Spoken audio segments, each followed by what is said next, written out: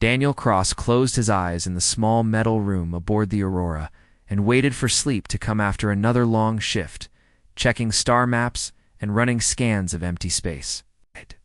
But when he opened them again, everything had changed, and he knew immediately that something was very wrong, because the walls around him were not metal anymore, but seemed to be made of living crystal that pulsed with soft blue light and strange vines. Covered in glowing flowers grew along the ceiling above his head. He sat up fast, and his hand went to his sidearm, but the weapon was gone, and so was his uniform, and instead he wore clothes made of dark fabric that felt smoother than anything from Earth, and moved like water when he touched it. The air smelled different here, and tasted sweet like honey mixed with electricity, and when he stood up, his boots made no sound on the floor, which seemed to absorb. Each footstep a door opened in the crystal wall, except it was not really a door, but more like the wall simply decided to become an opening, and through it walked a woman who was taller than any human he had ever seen, with skin that seemed to glow from within, and hair that fell past her shoulders in waves of pure silver that moved even though there was no wind, and her eyes were the most striking thing about her, because they shifted colors from deep violet to bright gold as she looked at him behind her. Came something that made Daniel step back without thinking, because it was a dragon, and not the kind from old Earth stories, but a real living creature, with scales black as space itself, and wings that when they unfolded showed patterns that looked exactly like star constellations, and the dragon was massive and filled half the chamber, and its eyes watched him with intelligence that felt older than mountains. The woman spoke, and her voice sounded like music, but Daniel understood every word, even though he knew she was not speaking English. She told him her name was Kalira, and that she ruled an empire of 40 worlds, and that he had been chosen by something called the Ancient Binding, which happened only once every 1,000 years, when her people faced destruction. Daniel wanted to ask 100 questions, but she raised one elegant hand and continued speaking, and told him that he was now her oath-bound, which meant his life was connected to hers and to the dragon whose name was Thornax, and that if she died then, he would die too. And if he refused to accept this bond, then both humans and her people would be destroyed by an enemy that was coming. He finally found his voice and asked where he was and how he got here and why him and Kalira smiled, but it was a sad smile, and she said he was aboard the Starborn Citadel, which existed between dimensions, and that she did not choose him, but the Ancient Binding did, because only a human could help them win the war that was coming. She explained that an enemy called the Vorthok Swarm was destroying her empire, world by world, and that this enemy was a hive mind that could control thoughts and break the will of any species they had ever encountered. But humans were different, because human minds were chaotic and unpredictable and resistant to mental attacks in ways that no other species was. Daniel listened and tried to make sense of it all, and asked about his ship and his crew, and Kalira told him that only hours had passed on the Aurora, even though he felt like he had slept for days, and that his people were searching for him, but they would not find him unless he allowed Ithornax moved closer, and the dragon was so large that Daniel had to tilt his head back to see its face, and the creature lowered its massive head and sniffed him, and Daniel felt something like electricity run through his body and heard a voice in his mind that was deep and ancient, and it said that he smelled of iron and fire and stubbornness, and that perhaps he would survive what was coming before Daniel could respond. An alarm sounded, and the crystal walls turned red, and Kalira's expression changed to something hard and cold. She said the swarm had found them faster than expected, and that he would see what they faced very soon. The chamber shifted around them, and Daniel felt dizzy as the floor became transparent, and below them he could see space, but not empty space, like he knew it, but space filled with thousands of ships, and some were beautiful and elegant, with designs that looked like they were grown rather than built, and others were hideous, twisted things that looked like tumors and cancers. And the ugly ships were attacking the beautiful one. A scaler moved to stand beside him and placed her hand on his shoulder, and suddenly he could see everything more clearly and feel the battle as if he was part of it. And he watched as the enemy ships tore through the defensive lines and understood that the Luminary fleet was losing badly. She told him that 30,000 of her People were about to die on the farming world below, unless they could break through the swarm's attack pattern, and that her commanders had tried. Every strategy they knew, but nothing worked because the Vorthok learned too quickly and adapted. To everything, Daniel watched the battle and his military training kicked in, even though this was space combat on a scale he had never imagined, and he saw something that the alien commanders had missed, and he grabbed Kalira's arm and told her to pull her forces back and make the enemy think they were retreating, and then hit them from 3 sides using the moon's gravity well to slingshot. The fastest ships around for a surprise at Kalira looked at him with those color-shifting eyes and asked if he was certain, and Daniel said no, but that sometimes in war you had to try something crazy because predictable tactics got people killed. She gave orders in her musical language, and the beautiful ships began to retreat, and the ugly swarm vessels pursued them, just as Daniel hoped, and then the counterattack came and caught the enemy between 3 forces, and the gravity assist worked perfectly, and the swarm ships were destroyed in minutes. The alarm stopped, and the crystal walls returned to their soft blue glow, and Kalira looked at Daniel with something like wonder and said that perhaps the ancient binding had chosen well after all. But then she showed him the cost, and Daniel saw that even though they won, many of the farming world's cities were burning and 30,000 Luminar had died in the attack, and he felt sick because war always had a price, and this one was just beginning. Thornax rumbled something, and Kalira nodded and told Daniel that he had passed the first test, but now the real work would begin, because he needed to learn how to use the oath-bound connection, and that meant training with the dragon and learning to channel power that could destroy him if he was not careful. Daniel wanted to go back to the Aurora and pretend this was all a dream, but he knew it was real, and he knew that if he ran then everyone would die, and so he took a deep breath and asked, "What came next?" Kalira smiled again, and this time it was not sad but determined, and she said that next he would learn to fly. The training began the next day, and Daniel learned quickly that bonding with a dragon was nothing like anything humans had ever experienced, because every time Thornax channeled power through their connection, it felt like lightning was running through his veins and burning him from the inside out, and more than once he collapsed to the crystal floor while Kalira watched with concern in her shifting. IC explained that the bond was incomplete and unstable because he had not gone through the full ritual yet, and that meant the power feedback could hurt both of them, and Daniel felt guilty when he saw her wince in pain whenever he failed to control the energy correctly. A woman named Kira Blackwood came to observe the training, and she was a general in the Luminari military, and she had scars on her face and arms that looked like they came from fighting things that should not exist, and she watched Daniel with cold eyes that showed no trust at all, and told Kalira that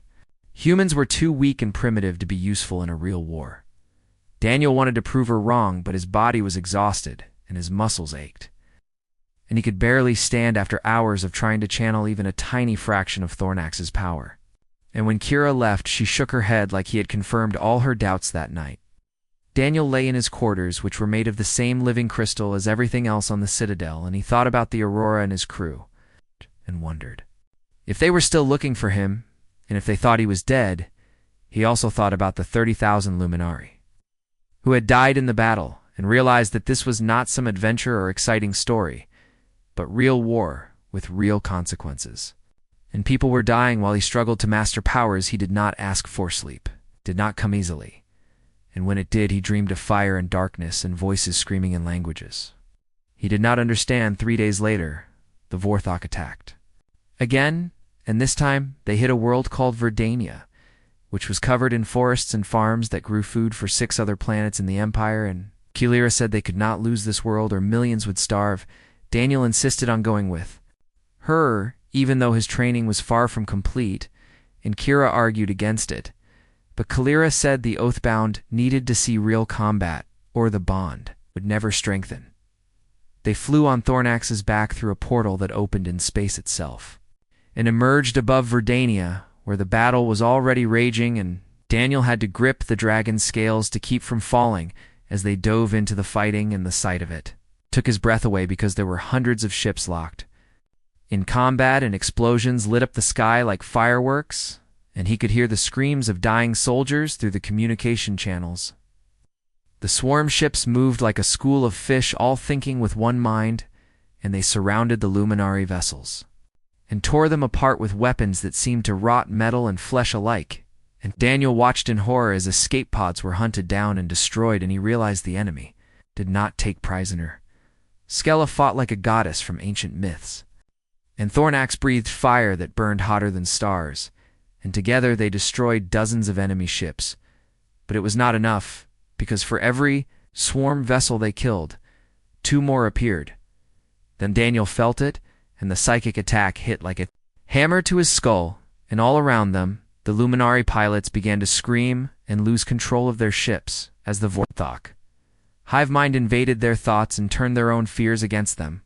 But Daniel's mind stayed clear because, as Kalira had said, human minds were different and chaotic and resistant. Realized this was their chance, and grabbed Kalira's shoulder and shouted over the roar of battle that they needed to use hit-and-run tactics like Earth naval warfare and target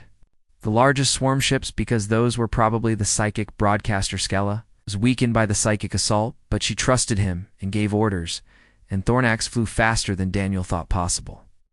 And they hit the biggest enemy vessel with everything they had, and it exploded in a burst of green fire, and immediately the psychic pressure lessened. Daniel coordinated the remaining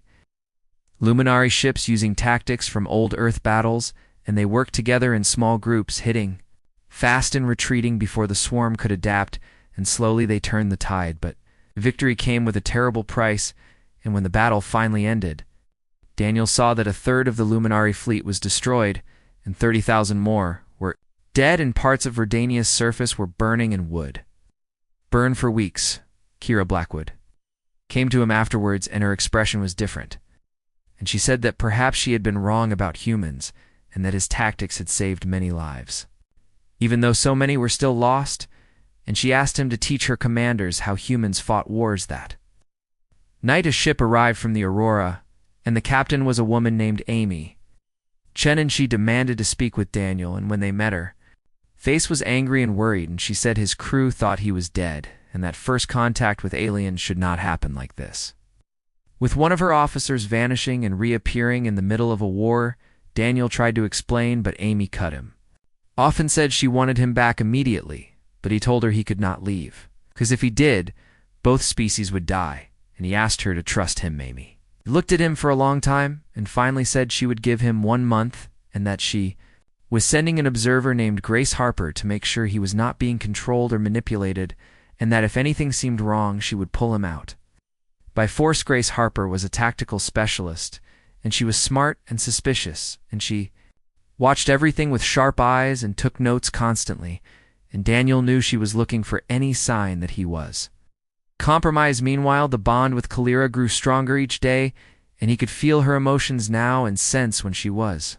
worried or scared, even though she never showed it to her people, and sometimes late at night when they trained, he could feel her loneliness. Because she had ruled for 300 years, and had watched everyone she loved grow old and die while she remained, young Thornax told him, through their mental connection, that empresses of the Luminari lived for thousands of years, but that immortality was a curse as much as a blessing, because it meant losing everyone over and over again. Daniel understood loneliness, and he told Kalira about Earth and about losing his parents in a colony accident when he was young, and about joining the military because it gave him purpose and family. She listened, and for the first time since he arrived, she smiled. A real smile, not a sad one or a determined one, but something genuine and warm. But that same night, an explosion rocked the citadel, and alarms blared, and Kira's voice came over the communication, system, saying that someone had tried to assassinate Daniel, and that there was a traitor among them.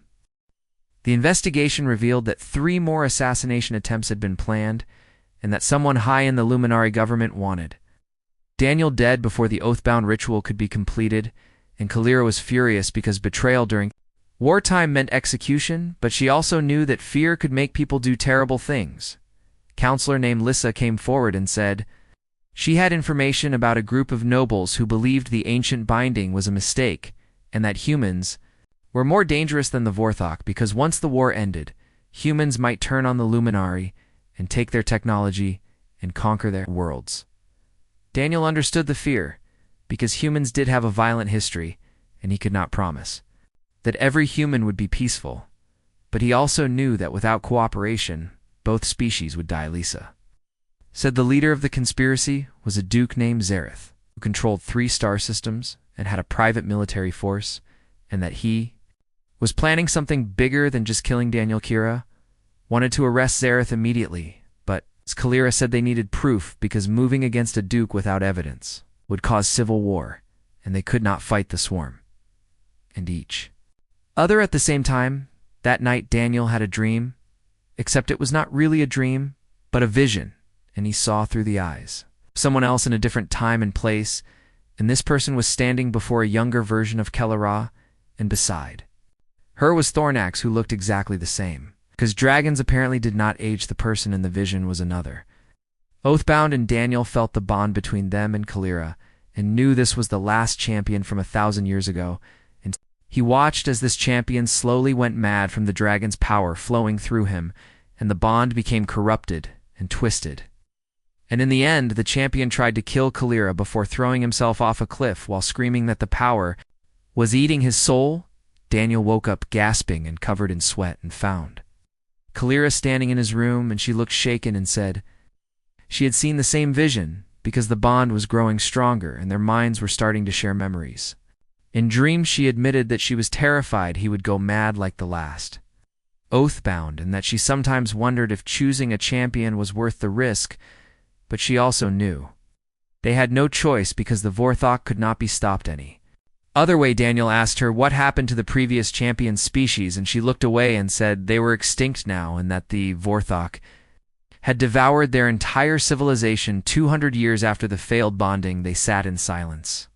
for a while, and then Daniel asked Kalira to show him her own memories, and she hesitated but finally agreed, and he saw her life through her eyes and watched her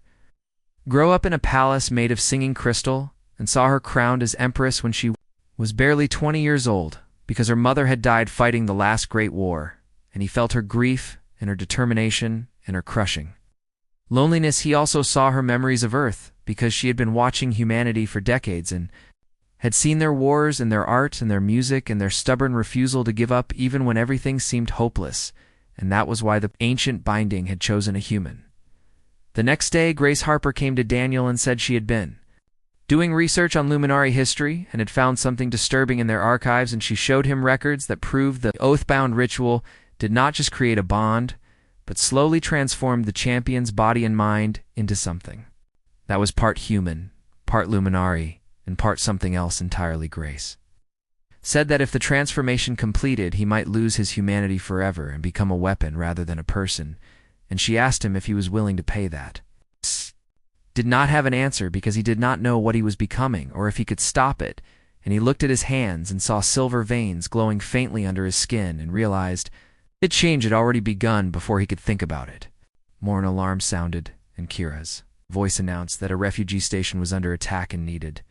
immediate evacuation, and that they had less than an hour before the swarm overran it. Daniel and Kalira flew on Thornax to the station with a squad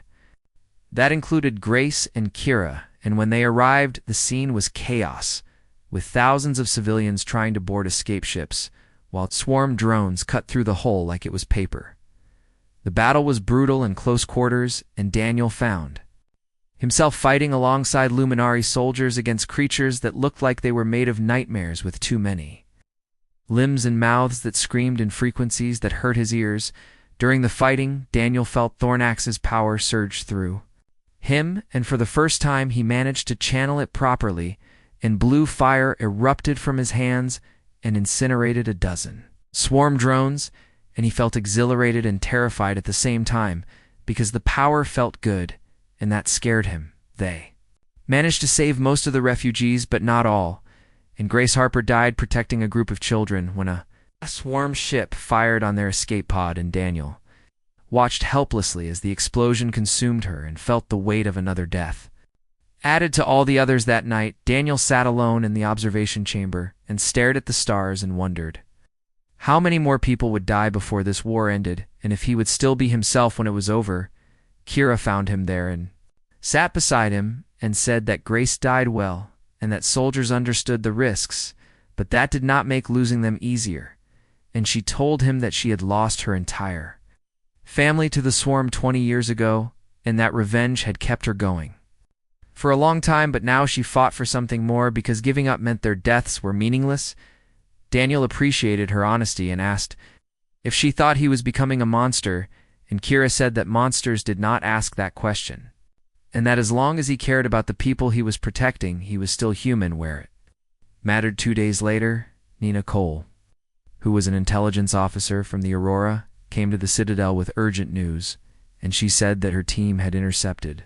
coded messages between Duke Zareth and an unknown contact, and when they decoded the messages, they found something horrifying.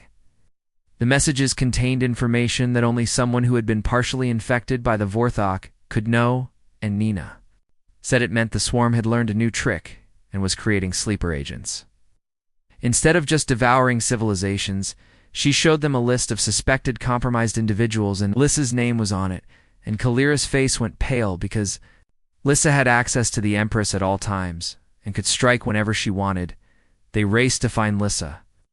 but she was already in the war room, and when they arrived, she was standing behind Kalira, with a weapon aimed at the Empress's head. Her eyes were wrong and filled with something alien and hungry. Daniel moved without thinking and threw himself in front of Kalira and felt the energy blast hit his chest, and it burned like nothing he had ever felt, but the bond with Thornax kept him alive and healed him, even as Lissa fired again. Kira shot Lissa, and the counselor fell, and as she died, she grabbed Daniel's hand and whispered that the swarm was everywhere, and that they had already lost, and that the Hive Queen was waiting for him. The discovery that the Vorthok could create sleeper agents changed everything, because now nobody could be trusted completely, and every officer and counselor had to be screened for infection, and the process took weeks while the war continued to rage across a dozen star systems. Duke Zarathus' rebellion had spread, and 3 systems were now under his control, and he claimed he was protecting the Empire from human contamination, but intelligence reports suggested he was partially compromised himself and fighting the swarms. Control Daniel proposed a risky strategy and said they should use the paranoia and chaos to their advantage by feeding false information to both the rebels and the swarm and making them target each other instead. Of the loyalist forces, he worked with Nina Cole and Maya Torres, who had arrived with a human battle group to create fake intelligence that suggested Zareth had made a secret pact with the swarm and that rebel worlds would be devoured first, and simultaneously they fed the Vorthok hive mind misinformation that made it think Zareth's forces were the biggest threat to their expansion. Plan worked better than expected, and within days the swarm began attacking rebel positions, and Zareth's forces fought back desperately, and the loyalists had breathing room to regroup and fortify their defenses. But the respite was temporary, and Kalira told Daniel that the incomplete oath-bound bond was becoming dangerous because the power feedback was getting worse, and soon it would kill them both if they did not complete the ritual. Daniel was afraid because completing the ritual meant accelerating his transformation, and he did not know how much of himself he would lose, but Kalira said they had no choice, and that the Empire needed them at full strength. They went to the Chamber of Convergence, which was at the heart of the Citadel, and the room was filled with ancient symbols carved into walls made of crystal that was thousands of years old, and in the center was a pool of liquid silver that seemed to be a Livithornax. It was waiting for them, and the dragon looked different here and seemed bigger and more ancient, as if this place revealed his true nature. The ritual began, and Daniel stepped into the silver pool and felt it climb up his body like it had a mind of its own, and Kalira stood across from him, and Thornax wrapped his massive body around them both, and suddenly Daniel was not in his own mind anymore, but in a space where all 3 consciousnesses merged into one. He felt how Thornax's memories stretching back 10,000 years, and saw the rise and fall of civilizations and the birth and death of stars, and understood the dragons were not just powerful creatures, but were somehow connected to the fabric of reality itself. He felt Kalira's mind and experienced her 300 years of life and moments, and understood the weight of ruling and the pain of watching generations live and die while she remained, and the terrible fear that she would fail her people like her mother had failed and. They felt him and saw his short human life and his losses and his determination and his fear of losing himself, and Thornax's ancient voice rumbled through their shared consciousness and said that fear was wisdom, but that courage was choosing to act despite the fear. The ritual completed, and Daniel emerged from the pool and knew immediately that he was changed because he could feel the bond with Kalira and Thornax as clearly as his own heartbeat, and when he looked at his hands, the silver veins glowed brightly, and his eyes had begun to shift colors. Like Caleris, Maya Torres was waiting outside the chamber, and when she saw him, her expression went through shock and worry and something like grief, and she asked if he was still Daniel, and he said he did not know, but he hoped. So she made him promise that whatever happened, he would not forget who he was and where he came from. And Daniel promised, even though he was not sure he could keep that promise. The completed bond gave him new abilities, and he could now channel Thornax's power without pain, and could fly with the dragon as if they were one being, and could even survive in space for brief periods, because the transformation had changed his body in ways that seemed impossible, but the cost was high, and Daniel found himself thinking in ways that were not entirely human, and sometimes he heard Thornax's thoughts mixed with his own, and sometimes Kylera's emotions felt stronger than his own feelings. Nina Cole came to him with new intelligence, and her face was grim, and she said that Duke Zareth had sent a coded message asking for help and claiming he was fighting the swarm infection, and that he had information about the Hive Queen's location, but they needed to act fast before the infection took complete control. Daniel and Kira led a strike team to Zareth's flagship and found the Duke barricaded in his command center, and he looked terrible with veins of black spreading across his skin and his eyes, flickering between normal and the hungry alien look of the infected Zareth. Said he had been studying the swarm and had learned that the Hive Queen was not just controlling her forces, but was specifically interested in the Oathbound bond and wanted to corrupt it because Thornax was somehow a key to accessing the entire Luminari collective consciousness. He said the Queen planned to use the dragon as a gateway to devour every Luminari mind at once, and that Daniel walking into her trap was exactly what she wanted. Daniel realized that the final battle would be more dangerous than anyone thought, because if he failed, he would not just die, but would become the weapon that destroyed everything he was trying to protect. Zareth used his last moment of clarity to give them the coordinates to the Hive Queen's location, and then begged them to kill him before the infection took complete control. And Daniel looked at Kira, and she nodded and fired once, and Zareth fell, and it was a mercy they returned to the Citadel. And Daniel told Kalira what they had learned, and said that he had a plan, but it was desperate and might not work, and that it would almost certainly kill him. Kalira's color-shifting eyes filled with tears, and she said she could not lose him, and that the bond meant she would feel him die, and it would break something inside her that could never be fixed. Daniel took her hands and said that sometimes the only way to win was to risk everything, and that humans were good at desperate last stands, and that he was not planning to die. But if he did, then at least it would mean something. Thornax rumbled in agreement, and said through their bond that Daniel had the spirit of a dragon, and that he would be honored to fly with him into the darkness one last time. They began planning Operation Trojan Dragon, and the idea was simple but insane, and they would let the swarm capture Thornax with Daniel inside the bond, and once inside the Hive Nexus, Daniel would trigger a psychic pulse using the completed Oathbound connection to burn out the Hive Queen's consciousness. Maya Torres said it was suicide, and that she would not allow it, but Daniel reminded her that he was not under her command anymore, and that this was bigger than military protocol. Amy Chen arrived with the full human fleet and said that if Daniel was going to do something crazy, then humanity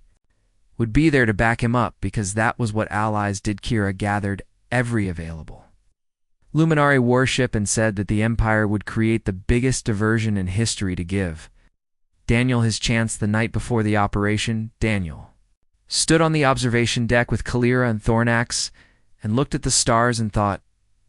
about how strange his life had become, and how he had gone from a simple lieutenant checking star maps to a half-human, half-alien, dragon-bonded warrior preparing to invade a hive. Min Kalera stood close to him and said that whatever happened, she was grateful. The ancient binding had chosen him, and that knowing him had reminded her what it meant to hope. Daniel said he was grateful too, even though he was terrified, and that if somehow he survived this, he wanted to see Earth again, and show her and Thornax, the ocean, and the mountains, and all the beautiful, terrible things that made humans who they were. She kissed him then, and the bond flared between them, and he felt her love and her fear and her determination, and knew that whatever happened tomorrow, they would face it together. The morning of the final battle arrived, and the combined human and luminary fleets assembled at the edge of the system where the Vorthok Hive Queen waited, and Daniel stood on Thornax's back, while Kellera held on to him, and through their bond, he could feel her heart racing, and knew his own heart matched its rhythm. Maya Torres commanded the human forces from her flagship, and her voice came through the communication channel steady and determined as she said that humanity had survived ice ages and plagues and wars, and that they would survive this too, and that Daniel better come back, because she was not going to explain to Earth that they lost their first alien ambassador on day one. Kira Blackwood led the Luminary Armada, and her ships moved like a school of fish, and she said that today they would show the swarm what happened when predators found prey that fought back. The battle began, and it was like nothing Daniel had ever seen, because thousands of ships on both sides collided in a space so filled with weapons, fire, and explosions that it looked like the universe itself was tearing apart. The plan required perfect timing, and while the fleets engaged the main swarm forces, Daniel and Thornax would fly through the chaos and allow themselves to be captured by scout ships that would take them directly to the Hive Queen. It against every instinct to let the enemy catch them, but Daniel forced himself to stay calm as swarm vessels surrounded Thornax, and used some kind of energy net that wrapped around the dragon and began pulling them toward a massive organic structure that looked like a tumor. Growing in space, Kellera's fear flooded through the bond, and Daniel sent back reassurance, even though he was terrified himself, and Thornax rumbled that he had lived for 10,000 years, and was not planning to die today. They were pulled into the hive structure, and the inside was worse than anything Daniel had imagined, because the walls were made of flesh and bone from 1,000 different species, all fused together, and screaming faces pressed against the organic material, and he realized these were the minds the swarm had devoured, that they were still conscious and trapped forever. In this nightmare, the path led deeper and deeper, until they reached a chamber so vast it could have held a city. And in the center was the Hive Queen, and she was magnificent and horrible, and she looked like she had been beautiful once, but had been twisted and corrupted into something that should not exist. Her voice filled Daniel's mind, and it was like a million voices speaking at once, and she said she had been waiting for him because she knew that Oathbound would come, and that she had been studying his bond with Kellera and Thornax for weeks through her infected agents. She offered him a choice, and said he could join the swarm and become immortal and powerful beyond imagination, or he could die, knowing that his sacrifice would only delay the inevitable, because the swarm had existed for 10,000 years and would exist for 10,000 more. Daniel felt the psychic pressure trying to break into his mind, and saw Kellera struggling against it, and knew that Thornax was using all his ancient power to shield them, but it would not be enough for long. He was supposed to trigger the psychic pulse now and burn out the Hive Queen's consciousness,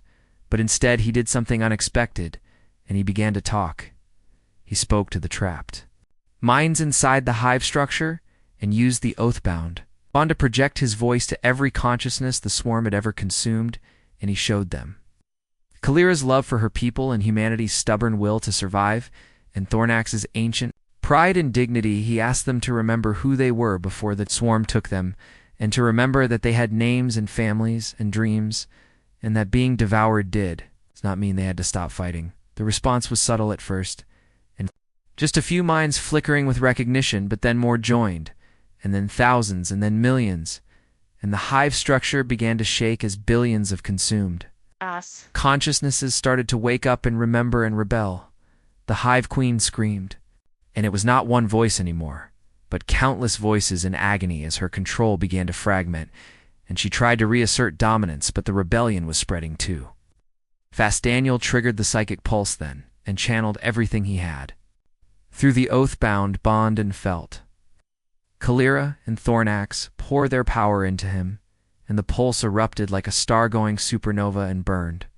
through the hive structure, not as a weapon of destruction, but as a wave of liberation that severed the queen's connection to her consumed victims. The feedback was incredible, and Daniel felt like he was being torn apart at the atomic level, and he heard Kalira screaming his name through the bond and felt a Thornax wrapping his consciousness around his to hold him together. The hive queen shattered into 1,000 fragments, and the swarm forces across the entire system began to break apart and scatter as their coordination vanished in ships, crashed into each other, or fled in random directions. Daniel felt himself dying, and the silver veins in his body burned white hot, and his vision went dark. But then Kalira was there pulling him back through the bond, and Thornax was anchoring his consciousness to reality, and together they refused to let him go. He woke up in the medical bay of the Citadel 3 days later, and Kalira was sleeping in a chair beside his bed, and she looked exhausted, but when she felt him wake up, her eyes opened and filled with tears, and she said she thought she had lost him. Daniel tried to speak, but his throat was raw, and when he finally managed words, he asked if they won, and Kalira laughed and cried at the same time and said yes, they won, and that the swarm was scattered and leaderless, and that billions of minds had been freed from the hive consciousness. Maya came to visit, and she looked at him for a long time and said she was glad he was alive, but that he looked different now, and asked if he was still human, and Daniel said he did not know what he was anymore, but that he was still himself where it mattered. The transformation had completed, and his appearance had changed, and he had silver hair now, like Kalira, and his eyes shifted colors, and his skin had a faint glow, and he could feel Thornax in his mind always present like a second heartbeat. Kira said he had become something new, and that the Luminari had a word for it, which translated roughly to bridge walker, and meant someone who existed between worlds and connected different peoples. The human and Luminari governments established a formal alliance, and Daniel was named the first ambassador, and Maya became the commander of a joint military force designed to hunt down the remaining swarm elements. Past end, the war was not over, but the immediate threat had ended, and the galaxy began to heal, and Daniel learned to live with his transformation and found that being something new was not as terrible as he had feared. One day the Citadel arrived at Earth, and Daniel stood on the observation deck with Kalira and Thornax, watching his home planet rise in the view screen for the first time in almost a year, and he felt emotions too complex too. Kalira took his hand, and the bond between them was warm and certain, and she said she was ready to see his world and meet his people, and that maybe together they could build something better than either species could create. Thornax rumbled in approval, and Daniel felt the dragon's ancient presence in his mind and knew that they would face whatever came next together, because that was what the Oathbound meant, and what being human meant, and what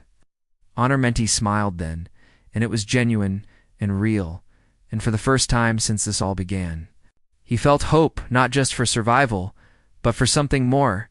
and he thought that maybe going to sleep alone and waking up as the chosen partner of an alien empress was not the strangest thing that could happen to a person, but it was definitely the